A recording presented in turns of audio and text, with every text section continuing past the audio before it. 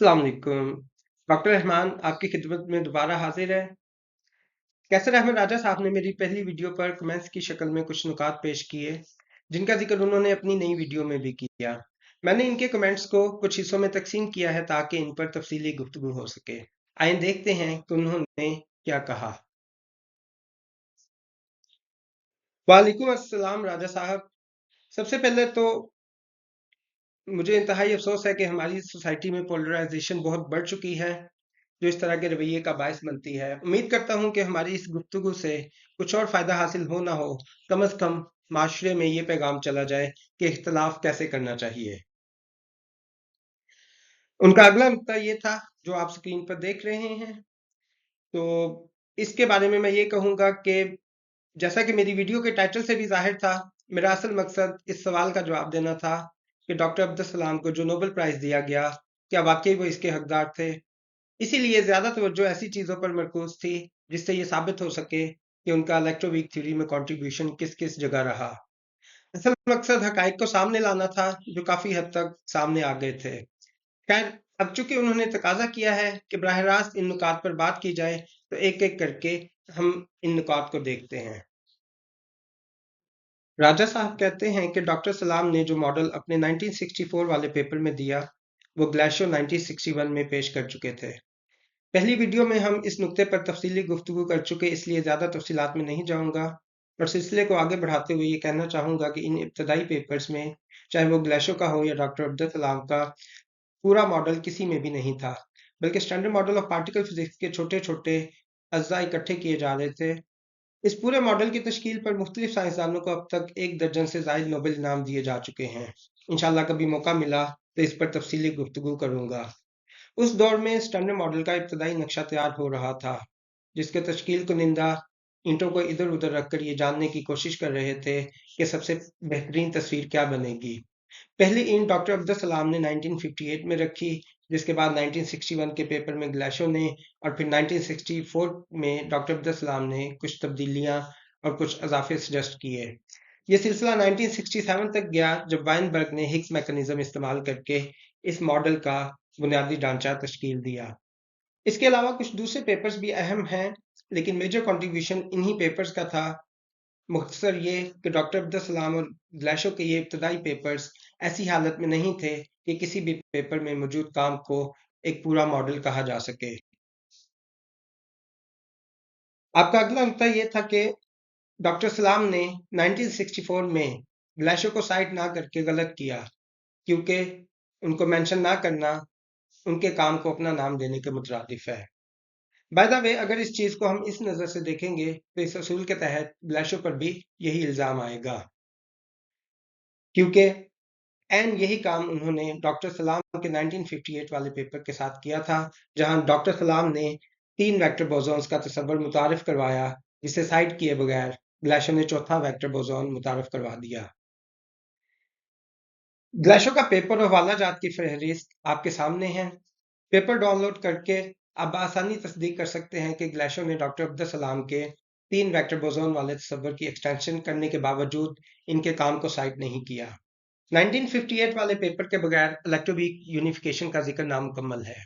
क्या आप वजाहत कर सकते हैं कि अगर डॉक्टर अब्दुल सलाम का ग्लाशियो का पेपर का हवाला ना देना गलत है, तो ग्लाशियो ने 1958 वाले डॉक्टर सलाम के पेपर का हवाला नहीं दिया, क्या वो ठीक है?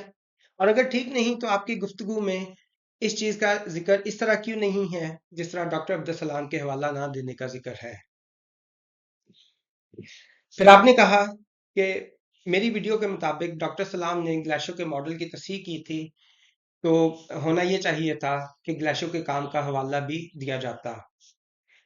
जैसे मैं पहले अर्ज कर चुका कि अगर ये गलती है, तो एंड यही गलती ग्लाशियो ने भी की थी, लेकिन इस बात का फैसला कि हवाला देना जरूरी था या नहीं, एक सब्जेक्टिव चीज है। और ये सब्जेक्टिव क्यों है, ये समझाने के लिए मुझे कुछ गहराई में जाना पड़ेगा। स्क्रीन पर आपको हमारा पेपर नजर आ रहा है, जो 21 तारीख को पाकिस्तानी वक्त के मुताबिक 6 बजे आर्काइव पर अनाउंस किया गया। म्यूऑन एक बुनियादी जर्रा है, जिसे इलेक्ट्रॉन का बड़ा भाई कह सकते हैं। इसकी एक खसूसियत, जिसे मैग्नेटिक मोमेंट कहते हैं, इसका हिसाब अगर स्टैंडर्ड मॉडल में किया जाए तो वह तजर्बाती तौर पर मालूम की गई कीमत से ज़रा मुख्तलिफ है। इस पेपर में हमने ये जानने की कोशिश की है कि इस फर्क को कैसे खत्म किया जा सकता है। अगर आप हाइलाइटेड एरिया पर गौर करें तो हमने ज़रात को डबलट और ट्रिपलट दोनों तरह के ग्रुप स्ट्रक्चर में रखा है। हमारी गुफ्तगू के तनाज़ुर में इस रिसर्च का एक अहम नतीजा ये है कि डबलट स्ट्रक्चर की पेशगोइयाँ ट्रिपलट स्ट्रक्चर से यकसर मुख्तलिफ है। ये पेपर आर्काइव पर सामने आने के 3 घंटे के बाद हमें एक जापानीज रिसर्चर की ईमेल मौसूल हुई। आप देख सकते हैं कि उन्होंने अपने 1966 के पेपर से लेकर 2018 तक के पेपर्स की एक लंबी फहरिस्त हमें भेजी कि उनका हवाला हम अपने पेपर में दें। ये सिर्फ एक ईमेल नहीं, इससे अगली ईमेल्स भी देख सकते हैं। ये दूसरी ईमेल देखें तो इसके राइटर ने खास तौर पर हमें ये बताया है कि इनके काम को पेपर में किस जगह पर साइट करना चाहिए। अब स्क्रीन पर तीसरी ईमेल है। इसमें उन्होंने एक लिंक भेजा है जिसमें 30 से ज़ायद पेपर्स हैं जिन्हें साइट करने का मुतालबा किया गया है। इन ईमेल्स के बाद मैंने अपने कोलैबोरेटर से राब्ता किया कि हमें क्या करना चाहिए, तो उन्होंने जो जवाब दिया वो आप स्क्रीन पर पढ़ सकते हैं। ऑरलैंडो जापानीज रिसर्चर के बारे में बता रहे हैं कि वो हमेशा ऐसी ईमेल्स लिखते हैं, हत्ता कि तब भी लिखते हैं जब उनके काम का हवाला दिया जा चुका हो, और ये वो तब से कर रहे हैं जब कभी ईमेल इजाद नहीं हुई थी। तब वो हाथ से खत लिखकर उन्हें इटली भेजा करते थे। अब इस चीज का फैसला हमारी स्वाबदीद पर है कि हम किस पेपर को साइट करना मुनासिब समझते हैं और किसको नहीं। अगर कोई उठकर ये एतराज कर दे कि हमारे ये फलां फलां पेपर साइट नहीं किए इसलिए ये प्लेजरिज्म है, तो क्या हमारे 3 साल की अर्करेजी के बाद लिखा गया पेपर चलबासाजी होगी? ये एकेडेमिया की इंटरनल डायनामिक्स हैं जो बाहर खड़े लोग नहीं समझ सकते। अगर मैं खुलकर अपनी निजी ईमेल्स शेयर ना करता तो कितने लोग इस चीज को जान पाते कि पर्दे के पीछे क्या चलता है। हमारा ये मौजूदा पेपर इस क्वालिटी का नहीं कि इस पर नोबेल प्राइज दिया जा सके, लेकिन for the sake of argument अगर हम फर्ज करें कि इस पर कल को नोबेल प्राइज दिया जाता है और 60 साल बाद ये एतराज आता है कि फलां फलां पेपर साइड नहीं किए गए इसलिए ये नकल शुदा काम है, तो इस बात का फैसला कैसे किया जा सकेगा? यही वजह है कि मैंने शुरू में कहा था कि ये एक सब्जेक्टिव चीज है। आपकी नजर में हवाला देना जरूरी हो सकता है और हवाला ना देना गलत हो सकता है, लेकिन ये कोई यूनिवर्सल रूल नहीं है। हर शोबा अपनी इंटरनल डायनामिक्स के मुताबिक चलता है। जो लोग थ्योरेटिकल पार्टिकल फिजिक्स में इस सतह पर काम करते हैं और इस शोबे की इंटरनल डायनामिक्स से वाकिफ हैं, वो अच्छी तरह से समझ सकते हैं कि ये एतराज क्यों अहम नहीं। अब जब ये चीजें सब्जेक्टिव हैं और जो लोग नहीं जानते कि पर्दे के पीछे क्या चल रहा है, इनके लिए इस चीज का फैसला नामुमकिन की हद तक मुश्किल है। तो यहाँ एक सवाल ये है कि ये लोग इन सवालों पर अपनी तवानाई क्यों ज़ाया कर रहे हैं, जबकि यही तवानाई अगर हम मुस्बत और तामीरी काम पर सर्फ की जाए तो पाकिस्तान में और कितने नोबेल प्राइज आ सकते हैं। इस सिलसिले में राजा साहब, आप तो बहुत अहम रोल अदा कर सकते हैं। माशाल्लाह आप बहुत इन्फ्लुएंशियल पर्सनैलिटी हैं और एक बहुत बड़े तबके के लिए स्टीयरिंग व्हील का किरदार अदा कर रहे हैं। इन ईमेल से राजा साहब की तरफ से उठाए गए एक और अहम सवाल पर रोशनी पड़ती है। राजा साहब ने डॉक्टर सलाम का जिक्र किया कि वो अपनी नॉमिनेशन खुद लिखते रहे। मैं ये पूछना चाहूंगा कि अगर उन्होंने ऐसा किया तो इसमें बुरा क्या है? ये ईमेल्स पढ़कर आपको अंदाजा हो चुका होगा कि जब भी कोई नया पेपर आर्काइव पर आता है तो इसके बाद अपने काम का हवाला दिलवाने की ईमेल्स भेजी जाती हैं। अगर आप जापानीज रिसर्चर वाली ईमेल पर ही गौर करें तो उनकी उम्र 70-80 साल से ज्यादा है। हमारा इनके पेपर को साइट ना करना ना तो उन्हें नोबेल प्राइज दिलाएगा और ना ही उनके कैरियर के लिए कोई माली फायद का बायस बनेगा। फिर ऐसा क्या है कि पेपर अनाउंस होने के सिर्फ 3 घंटे के अंदर उन्होंने ईमेल लिखी? ये अपने काम की रिकग्निशन की चाहत है जो आपके खून में डोपामिन बढ़ाकर आपको मजीद बेहतर काम पर उकसाती है। यही वजह है कि इस शोबे में काम करने वाले रोज सुबह उठकर आर्काइव को इसी तरह चेक करते हैं जैसे किसी जमाने में लोग सुबह को अखबार पढ़ते थे। फिर जब कोई पेपर ऐसा आता है जो अपने काम से मुतालिक नजर आए तो उसे बारीक बीनी से पढ़कर देखते हैं कि इनके काम के हवाला की गुंजाइश कहाँ निकलती है और फिर ईमेल्स की रिक्वेस्ट करते हैं। दुनिया भर में इनामात देने के रिवाज के पीछे क्या फिलॉसफी है? क्या ये इनामात इसीलिए नहीं दिए जाते कि इनाम लेने वाला इससे मोटिवेशन हासिल करके ज्यादा से ज्यादा तामीरी कामों में ध्यान दे? अपने काम की रिकग्निशन की चाहत सब में होती है और इन ईमेल से आप देख सकते हैं कि सब किस शद्दोमत से इस चीज का एहतमाम करते हैं। अगर रिकग्निशन की इस चाहत को नेगेटिव तौर पर पोर्ट्रे करेंगे तो हम माशे के खून से डोपामीन खत्म करके तामीरी सरगर्मियों के लिए मिलने वाली तवानाई और मोटिवेशन खत्म कर रहे होंगे। और एक सोशल थ्योरिस्ट होने के नाते राजा साहब, आपसे ज्यादा कौन जानता होगा कि इस चीज की माशरे को कितनी ज़रूरत है। राजा साहब पूछ रहे हैं कि अगर सलाम का मॉडल मुख्तलिफ था तो ग्लेशो को नोबेल इनाम क्यों दिया गया। उनकी पूरी लाइन ऑफ आर्गूमेंट आप स्क्रीन पर पढ़ सकते हैं। इस ज़मन में मैं वजाहत कर चुका कि मॉडल का लफ्ज़ इस स्टेज पर क्यों इस्तेमाल नहीं किया जा सकता। आगे भी जहाँ जहाँ मॉडल का लफ्ज़ इस्तेमाल हो, समझ जाइएगा कि ये मॉडल नहीं बल्कि मॉडल के अज्जा के बारे में बात हो रही है। अब हम उनके असल सवाल की तरफ आते हैं। तो राजा साहब, मुझे बहुत खुशी है कि आपने ये सवाल किया और आपकी उम्मीद पर पूरा उतरते हुए मैं बिल्कुल नहीं समझता कि ग्लेशो को अवार्ड बिला वजह दिया गया और ना ही ये कि साइंसी शोबाजात में नोबेल प्राइज देने वाली नोबेल कमेटी नालायक है। असल जवाब पर आने से पहले एक चीज की वजाहत करना चाहूंगा कि एक या एक से ज्यादा अज्जा नाकारा होने पर हम सिस्टम के सब अज्जा के नाकारा होने की बात नहीं कर सकते। पिछली वीडियो की आखिरी स्लाइड पर वाज़ेह अंदाज में लिखा हुआ है कि तीनों का काम अहमियत का हामिल था। मैंने पिछली वीडियो में ये बताया था कि उनका ज़रात को ट्रिपलेट में रखने का तस्वर गलत था, लेकिन अगर आपको याद हो तो 4 वेक्टर बोसोन के मुतारफ करवाने का क्रेडिट ब्लेशो को ही दिया था। बाकी आपके सवाल का असल जवाब 1979 नोबेल प्राइज की हेडलाइन में मौजूद है। आप ज़रा यह हेडलाइन मुलाहिज़ा करें, इसकी आखिरी लाइन बहुत अहम है, जिसमें वीक न्यूट्रल करंट की पेशगोई की बात की गई है। ये पेशगोई क्या थी, इसको समझने के लिए पिछली वीडियो दोबारा देखें, जहां मैंने वजाहत की थी कि डॉक्टर अब्दुल सलाम के मुतारफ करवाए गए 3 वेक्टर बोसॉन्स नाकाफी थे और ग्लेशो ने यह साबित किया था कि हमें कम से कम 4 वेक्टर बोसॉन्स चाहिए। उनमें से एक फोटॉन है, दो चार्ज वाले ज़रात जिन्हें डब्ल्यू बोसॉन कहा जाता है, और चौथा जी बोसॉन। ये चौथा ज़र्रा यानी जी बोसॉन फोटॉन की तरह न्यूट्रल होता है, इस पर कोई चार्ज नहीं होता। इसीलिए ऐसे तामलात जो इस ज़र्रे की पैगाम रसानी की वजह से होते हैं, इन्हें वीक न्यूट्रल करंट कहते हैं। सामने मौजूद तस्वीर, जिसे फाइनमैन डायग्राम कहते हैं, इसमें दाईं तरफ वाली फोटॉन वाली तस्वीर इलेक्ट्रोमैग्नेटिक करंट कहलाती है, जबकि बाईं तरफ जी बोसॉन वाली वीक न्यूट्रल करंट की मिसाल है। जिन दिनों ये पेपर लिखे जा रहे थे, तब तक वीक न्यूट्रल करंट तजर्बात में कहीं नजर नहीं आए थे और साइंसदान यही समझते थे कि इस तरह के तामलात मौजूद ही नहीं। ग्लेशो का क्रेडिट ये है कि उसने चौथे वेक्टर बोसोन यानी जी बोसोन की पेशगोई की, जो इन तामलात की वजह बनता है, और डॉक्टर अब्दुल सलाम का क्रेडिट ये है कि उन्होंने इन तामलात की ताकत, जिसे टेक्निकल लैंग्वेज में स्कैटरिंग क्रॉस सेक्शन कहते हैं, की ठीक पेशगोई की। ये वीक न्यूट्रल करंट्स 1973 में सर्न लेबॉर्ट्री में दरियाफ्त कर लिए गए। वीक न्यूट्रल करंट्स की पेशगोई का तजर्बात में नजर आना वो पहला मौका था जिसने इन साइंसदानों यानी ग्लेशो, सलाम और वाइनबर्ग तीनों के काम पर मोहर तस्दीक ज़ब्त की, जिसके बाद 1979 में उन्हें नोबेल प्राइज दिया गया। इससे अगले नुक्ते में आपने स्पॉन्टेनियस सिमेट्री ब्रेकिंग की एप्लीकेशन पर बात की। माफ कीजिएगा, लेकिन आप शायद इस नुक्ते को ठीक से बयान नहीं कर पा रहे। गालबन आप हिग्स मैकेनिज्म और स्पॉन्टेनियस सिमेट्री ब्रेकिंग को इंटरमिक्स कर रहे हैं। अगरचे हिग्स मैकेनिज्म की बुनियाद स्पॉन्टेनियस सिमेट्री ब्रेकिंग ही है, लेकिन टेक्निकली ये दोनों अलग अलग चीजें हैं। जहां तक स्पॉन्टेनियस सिमेट्री ब्रेकिंग की बात है, तो इसका सबसे पहले इतलाक योइचेरो नाम्बो ने 1960 में किया था, जिसकी वजह से उन्हें 2008 का नोबेल प्राइज दिया गया। फिर इनके तसव्वुर को गोल्डस्टोन, वाइनबर्ग और सलाम ने 1962 के पेपर में अप्लाई किया। पुरानी किताबों में सिफर कमियत वाले इस जर्रे को नाम्बो गोल्डस्टोन बोसोन कहते थे, जो शॉर्ट होते होते गोल्डस्टोन बोसोन रह गया, और उसकी वजह यही है कि इस पेपर में नाम्बो के कॉन्सेप्ट को आगे बढ़ाया गया था और स्पॉन्टेनियस सिमेट्री ब्रेकिंग के आइडिया को इस्तेमाल किया गया था। आप पेपर के टाइटल भी देख सकते हैं। पेपर का टाइटल ब्रोकन सिमेट्रीज है।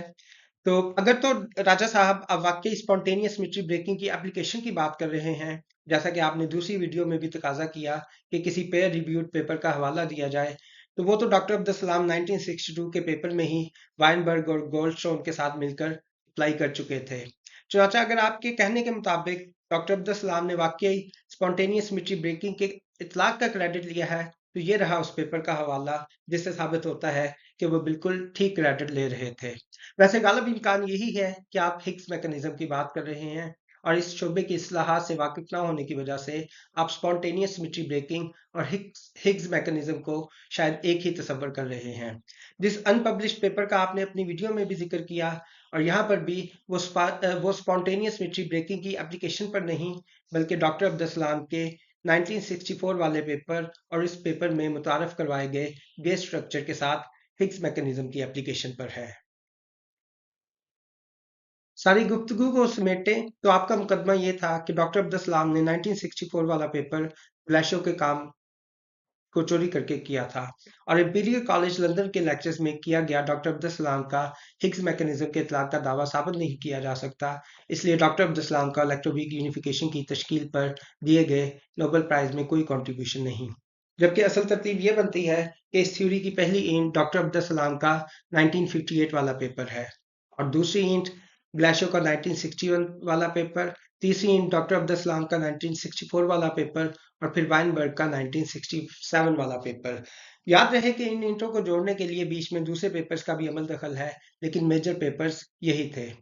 अब जब ये साबित हो गया कि 1964 वाला पेपर एक यूनिक आइडिया यानी SU2 cross U1 gas structure की प्रिडिक्शन पर था और ये कोई चोरी-शुदा काम नहीं बल्कि पूरे मॉडल के इंजन के तौर पर इस्तेमाल होने वाला तस्वर है, तो ये वाली बहस इररेलेवेंट हो जाती है कि डॉक्टर अब्दुल सलाम ने वो मुबैना लेक्चर दिए थे या नहीं, क्योंकि उनमें बाकी सब चीज़ें 1964 के पेपर वाली हैं, जबकि इजाफी चीज़ सिर्फ हिग्स मैकेनिज्म के इतलाक पर है, जिसकी वजह से वाइनबर्ग को नोबेल प्राइज में शामिल किया गया। अगर बिलफर्ज इस बात को मनोअन तस्लीम कर लिया जाए कि इस्लाम का इंपीरियल कॉलेज में इस मौजू पर लेक्चर देने का दावा गलत है, तो भी इससे सिर्फ ये साबित होता है कि उन्हें शायद क्रेडिट हॉगिंग का शौक था। लेकिन आपसे बेहतर कौन जानता है कि absence of evidence is not evidence of absence. सबसे पहले तो हमें ये साबित करना होगा कि वो गवाह झूठ बोल रहे हैं। सिर्फ शक या किरदार कशी काफी नहीं। जब ये साबित हो जाए कि वो वाकई झूठ बोल रहे थे, तब भी सिर्फ ये साबित होगा कि उन लेक्चर्स का कोई सबूत नहीं। इससे अगले मरहले पर यह भी साबित करना पड़ेगा कि लेक्चर्स हुए ही नहीं थे। इससे आगे आपने सवाल किया कि मैंने डॉक्टर सलाम के 1950 के पेपर्स का हवाला क्यों दिया और आप ये समझ नहीं सके कि उनका आपके नुकात से क्या ताल्लुक है। तो मैं इस बारे में ये समझता हूँ कि अगर आप किसी शोबे की बारीकियों से वाकिफ ना हो तो इस तरह के मसाइल का सामना करना पड़ सकता है। जहाँ तक 1958 वाले पेपर के हवाले की बात है, तो ये इसलिए था ताकि ये साबित हो सके कि इलेक्ट्रोवीक यूनिफिकेशन पर डॉक्टर अब्दुल सलाम ग्लाशो के पेपर से पहले भी काम कर रहे थे और इस पूरे मामले में ये पेपर नज़रअंदाज नहीं किया जा सकता। और अगर कोई इस पेपर को जानबूझकर नज़रअंदाज कर रहा है और इस पेपर का जिक्र सारे मामले से गायब कर रहा है, तो ये इल्मी बददयानती है। वैसे मुझे इस बात का अंदाजा है कि शायद आपको इस पेपर के बारे में मालूम ना हो, इसीलिए आपने अपनी वीडियो में इस पेपर के बारे में कोई बात नहीं की। इससे आगे आपने कहा कि 1966 के बाद का कोई पेपर इस सिलसिले में अगर है तो ये बताया जाए और अगर नहीं है तो ये चीज़ नॉर्मल नहीं है। मैं आपकी इस बात से 100% मुत्तफिक हूँ कि ये नॉर्मल नहीं है, क्योंकि नॉर्मल चीज़ें मेरे जैसे औसत दर्जे के बंदे करते हैं। एक्स्ट्रा ऑर्डिनरी बंदे तो काम भी एक्स्ट्रा ऑर्डिनरी ही करते हैं। नॉर्मल बंदा ये करता है कि एक इमारत बनाने के बाद घर का फर्नीचर इधर उधर करके दिल को तसल्ली देता रहता है कि कुछ नया हो रहा है। एक्स्ट्रा ऑर्डिनरी लोग अगली मंजिल का सोचते हैं। जब doctor Abdul Salam electroweak theory की इमारत तामीर कर चुके, तो उन्होंने नॉर्मल लोगों की तरह इलेक्ट्रोवीक थ्योरी का फर्नीचर इधर उधर करने की बजाय नई इमारत तामीर करने का सोचा। जिस दौर के पेपर्स की आप बात कर रहे हैं, वो दौर ज्यादातर स्ट्रॉन्ग न्यूक्लियर फोर्स की इलेक्ट्रोवीक फोर्स के साथ यकजाई, थ्योरी की रीनॉर्मलाइजेशन, सुपरसिमेट्री के बुनियादी ढांचे की तश्कील और क्वांटम ग्रेविटी जैसे मिशन इम्पॉसिबल को पॉसिबल करने की तदाबीर वगैरह की तलाश में था, जिसका तसल्ली बख्श जवाब आज भी हमारे पास नहीं। आपकी पहली वीडियो में आपने ये कहा कि डॉक्टर अब्दुल सलाम ग्रेविटी जैसे मौजू पर काम करते रहे, लेकिन वो शोबा जिसमें उन्हें नोबेल प्राइज मिला, इस पर काम नहीं किया। अगर आप इन पेपर्स पर गौर करें तो दो फोर्सेस यानी इलेक्ट्रोमैग्नेटिक और वीक फोर्स को यकजा करने के बाद उनकी तवज्जो इलेक्ट्रोवीक और स्ट्रॉन्ग फोर्स की यकजाई पर मरकूज हुई। इसी तरह दाएं तरफ मौजूद पहला पेपर इलेक्ट्रोमैग्नेटिक फोर्स और क्वांटम ग्रेविटी के बारे में है और ये सारे मसाइल वो हैं जिनमें अक्सर पर अब भी साइंसदान सर पकड़ कर बैठे हैं। इस दौर में उन्होंने अपनी तवज्जो जिन मसाइल पर मरकूज की, जानने वाले जानते हैं कि इन मसाइल का हल अगर मिल जाता तो इलेक्ट्रोवीक यूनिफिकेशन इसके सामने हीच नजर आती। बाएं तरफ वाला आखिरी पेपर शाहकारों का शाहकार है।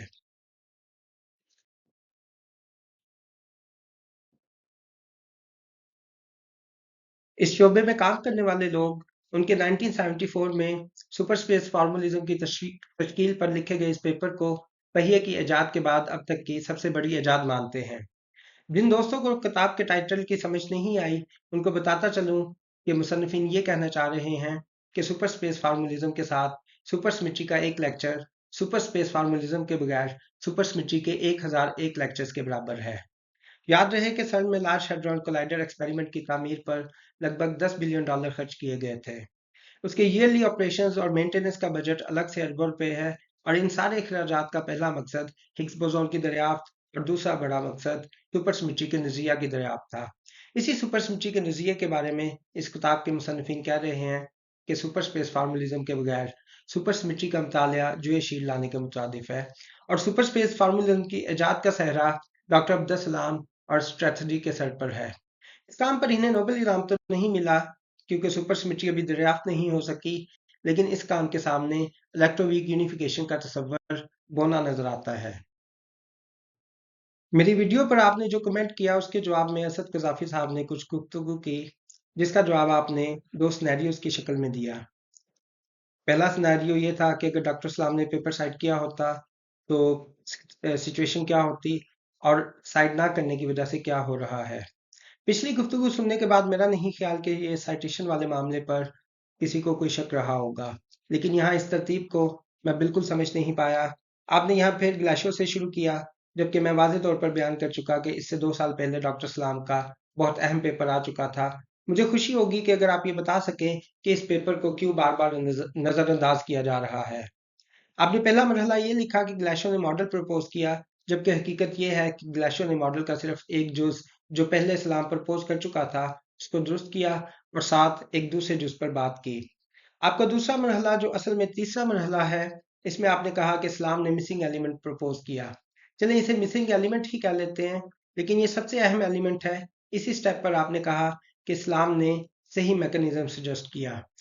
चौथा मरहला आपने ये बताया कि हिग्स ने सही मैकेनिज्म डेवलप किया। अगर सलाम पहले ही सही मैकेनिज्म सजेस्ट कर चुका था तो हिग्स के सही मैकेनिज्म की डेवलपमेंट का क्या मतलब है। पांचवा मरहला आपने ये बताया कि वाइनबर्ग ने वो मैकेनिज्म अप्लाई किया, लेकिन किस चीज़ पर अप्लाई किया ये इंफॉर्मेशन भी कमेंट में मौजूद नहीं। इसके बाद आपने मौजूदा सूरत हाल को एक मिसाल से वाज़ा करने की कोशिश की। अगरचे ये मिसाल बिल्कुल ठीक नहीं, लेकिन कार के लफ्ज़ का इस्तेमाल मेरे लिए बहुत फ़ायदेमंद रहा और वाक़यात को असल तरतीब से बयान करने में बहुत मदद मिली। यहाँ बस एक सवाल का जवाब दीजिएगा कि अगर बिलफर्ज हम ये मान लें कि वो गवार झूठे हैं और सलाम के लेक्चर्स का कोई सबूत नहीं, तो क्या ये इस चीज़ का सबूत है कि सलाम ने लेक्चर्स दिए ही नहीं।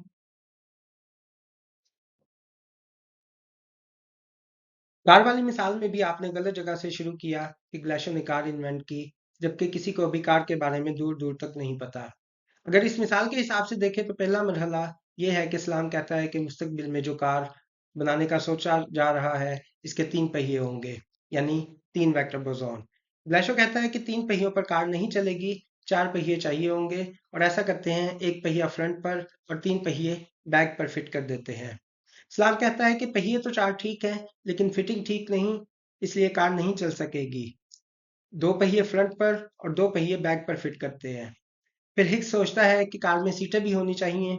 सीटों को हिग्स पार्टिकल के मुतरादिफ समझ लें, लेकिन उसे ये नहीं पता कि सीटों की तरतीब क्या रखे, यानी हिग्स ग्रुप कॉन्फ़िगरेशन के बारे में नहीं जानता। वाइनबर्ग की नज़र पहियों पर पड़ती है और वो कहता है कि सीटों को उसी तरतीब यानी ग्रुप डबलट में रखें जिसमें इस्लाम ने पहियों को रखा था, तो फिर ही कार चल सकेगी। 1967 तक कार का बस ये बुनियादी ढांचा ही तरतीब पाया था, और इसी ढांचे पर फिर इन तीनों को नोबेल इनाम दे दिया गया। कार अभी मुकम्मल नहीं हुई थी, इसकी छत, दरवाजे और बाकी पुर्जे आहिस्ता आहिस्ता आते गए और कार मुकम्मल होती गई। दर्जन से ज्यादा नोबेल प्राइज इस कार को मुकम्मल करने में दिए गए। उम्मीद है अब आप समझ गए होंगे कि ये कहना क्यों गलत है कि मॉडल ग्लेशियर ने दिया था। अब हम इस सवाल पर भी बात कर लेते हैं जो आपने अपनी वीडियो में उठाया कि आईसीटीपी का पैसा लाविश पार्टियों पर खर्च किया गया। मैं इस सवाल को नज़रअंदाज करना चाह रहा था क्योंकि इसकी वजाहत के लिए भी मुझे ज़ाती मालूमात शेयर करना पड़ती, जिसे मनफी सोच के हामिल अफराद खुद नुमाई कहते हैं। लेकिन चूंकि आप बार बार इस चीज़ का जिक्र कर रहे हैं तो इसकी वजाहत भी ज़रूरी है। मैं बतौर पीएचडी तालिब इल्म कोई 30-35 के करीब इस तरह की लाविश पार्टीज में शिरकत कर चुका हूँ।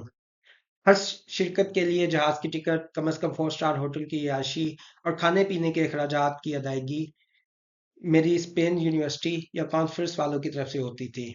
आखिरी बार ये अय्याशी 2020 में की, जब मैंने इन कॉन्फ्रेंस में शिरकत की पाकिस्तान से इटली तक की टिकट, 2 हफ्ते के रहने के, खाने के और बाकी तरह के अखराजात यूनिवर्सिटी ऑफ पेरूजा की तरफ से अदा किए गए।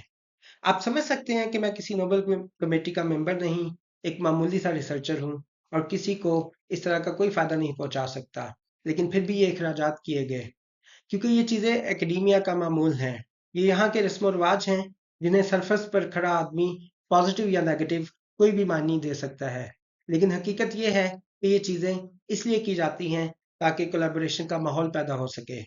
यही वो जगह हैं जहाँ नए तस्वुरात जन्म लेते हैं, जहाँ नए आइडियाज़ आते हैं और ये नए आइडियाज़ शेयर किए जा सकते हैं, और ये वो तरीका है जिससे साइंस तरक्की करती है।